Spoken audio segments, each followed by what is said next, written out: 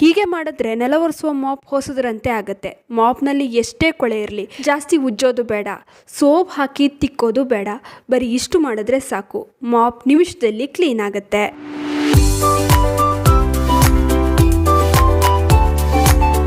Hi hello ಎಲ್ರಿಗೂ ನಮಸ್ಕಾರ. ಮತ್ತು ನನ್ನ ಚಾನಲ್ಗೆ ಸ್ವಾಗತ. ನನ್ನ ಹೆಸರು ವೀಕ್ಷಿತ. ನನ್ನ ಚಾನಲ್ ಹೆಸರು ಸಿಂಪ್ಲಿ ಬ್ಯೂಟಿಫುಲ್ ಕನ್ನಡ. ನಾವೆಲ್ಲರೂ ಪ್ರತಿದಿನ ನೆಲ ಒರೆಸ್ತೀವಿ, ಆದರೆ ನೆಲ ಒರೆಸುವ ಮಾಪನ್ನು ಕ್ಲೀನ್ ಮಾಡ್ತೀವ? ಇಲ್ಲ. ನೆಲ ಒರೆಸುವ ಮಾಪನ್ನು ಕೂಡ ಒಂದು ಸಲ ತೊಳಿತೀವಿ, ಹಾಗೆಯೇ ನೇತಾಕಿ ಬಿಡ್ತೀವಿ, ಇಲ್ಲ ಒಣಗಿಸೋದಕ್ಕೆ ಇಡ್ತೀವಿ.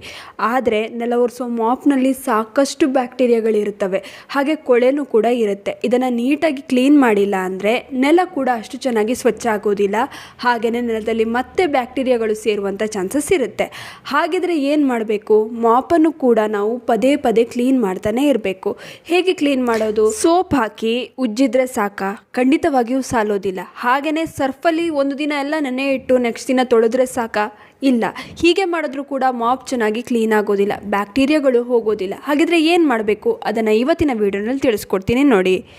ಒಂದು ಬಕೆಟ್ಗೆ ಬಿಸಿ ನೀರನ್ನು ಹಾಕ್ಕೊಳ್ಳಿ. ಜಾಸ್ತಿ ನೀರು ಬೇಕಾಗೋದಿಲ್ಲ, ಸ್ವಲ್ಪ ನೀರು ಹಾಕ್ಕೊಂಡ್ರೆ ಸಾಕು. ನಂತರ ಇದಕ್ಕೆ 1 ಚಮಚ ಉಪ್ಪನ್ನು ಹಾಕ್ಕೊಳ್ಳಿ. ಉಪ್ಪು ಮಾಪಲ್ಲಿರುವಂಥ ಬ್ಯಾಕ್ಟೀರಿಯಾಗಳನ್ನು ಕೊಲ್ಲುತ್ತೆ.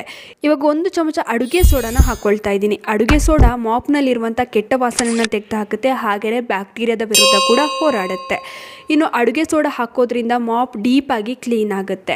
ಮನೆಯನ್ನು ಸ್ವಚ್ಛವಾಗಿಡೋದಕ್ಕೆ ಅಡುಗೆ ಸೋಡಾಗಿಂತ ಇನ್ನೊಂದು ವಸ್ತು ನಿಮಗೆ ಖಂಡಿತವಾಗಿಯೂ ಸಿಗೋದಿಲ್ಲ. ಇನ್ನು ಕೊನೆಯದಾಗಿ ಒಂದು 4 ರಿಂದ 5 ಸ್ಪೂನಷ್ಟು ವಿನೆಗರ್ನ ಆ್ಯಡ್ ಮಾಡ್ಕೊಳ್ಳಿ. ವಿನೆಗರ್ ಇಲ್ಲ ಅಂತಂದರೆ ಒಂದು ಅರ್ಧ ಹೋಳಷ್ಟು ನಿಂಬೆಹಣ್ಣಿನ ರಸವನ್ನು ಬೇಕಾದರೂ ಹಿಂಡ್ಕೊಳ್ಬಹುದು. ನಾನಿಲ್ಲಿ ಒಂದು 4 ರಿಂದ 5 ಚಮಚದಷ್ಟು ವಿನೆಗರ್ನ ಹಾಕಿ ಎಲ್ಲವನ್ನು ಚೆನ್ನಾಗಿ ಮಿಕ್ಸ್ ಮಾಡ್ಕೊಂಡಿದ್ದೀನಿ.